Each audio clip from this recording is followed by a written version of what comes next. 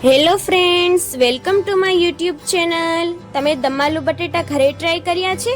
પૂરી સાથે ગરમા ગરમ બટેટા અને રોટલી સાથે પણ ખાઈ શકાય તેવા દમ આલુ બટેટાની આપણે રેસીપી જોઈએ. તો ચાલો રેસીપી શરૂ કરીએ. સૌપ્રથમ માંડવીનો ભૂકો, ટમેટું, આદુ, મરચું, લસણ અને ડુંગળી આ બધું લઈ લેવાનું છે.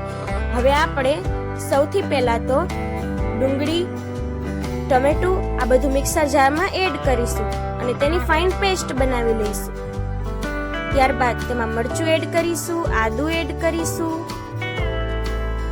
ત્યારબાદ લસણ આ બધાની પેસ્ટ બનાવી લેવાની. પછી માંડવીનો ભૂકો એક બાઉલમાં લઈ અને પછી તેમાં આપણે હળદર એડ કરવાની, ત્યારબાદ ચટણી પાવડર એડ કરવાનો, ત્યારબાદ ધાણા જીરું પાવડર અને પછી સ્વાદ અનુસાર મીઠું એડ કરી દેવાનું અને પછી સેજ ખટાશ વાળું દહીં તેમાં એડ કરવાનું અને પછી તેની આપણે પેસ્ટ બનાવી લેવાની છે.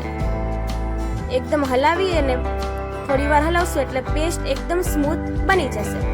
હવે આપણે એક લોયામાં તેલ ગરમ મૂકીશું.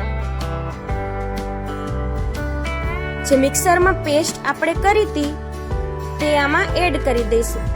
ડુંગળી, આદુ, મરચું, લસણ અને ટમેટાની જે પેસ્ટ હતી તે હવે તેલમાં એડ કરીશું અને પેસ્ટને થોડીક વાર સાંતળી લઈશું. પછી જે માંડવીના ભૂકાવાળી પેસ્ટ હતી દહીં વાળી તે એમાં એડ કરી દઈશું. પછી થોડી ચટણી એડ કરીશું. ત્યારબાદ આવી રીતે ગ્રેવી થવા દઈશું. પછી આપણે તેમાં એડ કરીશું કિચન કિંગ મસાલો. આપણે કિચન કિંગ મસાલો એડ કરવાનો છે, પણ તમારી પાસે જો ન હોય તો તમે બીજો કોઈ પણ ગરમ મસાલો ઘરનો પણ એડ કરી શકો છો, અથવા તો થોડો પાઉંભાજીનો મસાલો એડ કરો તો પણ ચાલે. હવે આ બધું એકદમ બરાબર રીતે મિક્સ કરી અને તેલ ફૂટી જાય ત્યાં સુધી ગ્રેવી ઉકાળવાની અને પછી તેમાં બટેટા એડ કરી દેવાના.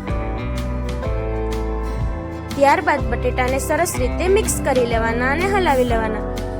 તો જુઓ, દમ આલુ બટેટા થોડી જ વારમાં તૈયાર થઈ ગયા. આવું દમ આલુ શાક તમે પણ ઘરે ટ્રાય કરજો એક વખત.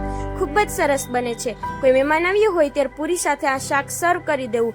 ખૂબ જ સ્વાદમાં સરસ લાગે છે અને લોકો આંગળા ચાટતા રહી જાય છે. હવે તેને કોથમીર વડે ગાર્નિશિંગ કરી લઈશું અને હવે આપણું શાક પીરસવા માટે તૈયાર. એક વખત તમે ઘરે ટ્રાય કરજો અને પછી મને કમેન્ટમાં કહેજો કે કેવું બન્યું છે. જો તમને અમારો વિડીયો ગમે તો વિડીયોને લાઈક કરો, કમેન્ટ કરો, શેર કરો અને નવા વિડીયો જોવા માટે યુટ્યુબ ચેનલને સબસ્ક્રાઇબ કરો.